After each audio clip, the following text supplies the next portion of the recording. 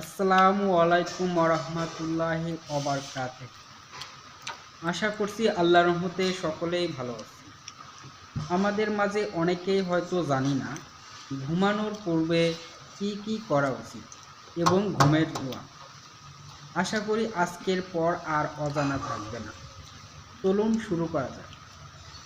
প্রথমত বিছানা ঝেড়ে নেবেন, ডান কাঁধে শুবেন এবং অজু অবস্থায় শুবেন আর পোশাক পরিবর্তন করে নেবেন।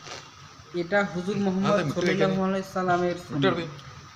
আর ঘুমানোর পূর্বে যে দোয়াটি করবেন তা হলো আল্লাহুম্মা বিসমিকা আমুতু ওয়া আহইয়া,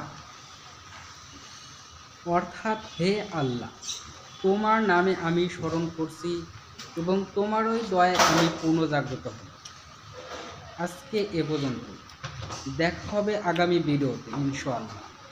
সবাই ভালো থাকবেন। আসসালামু আলাইকুম।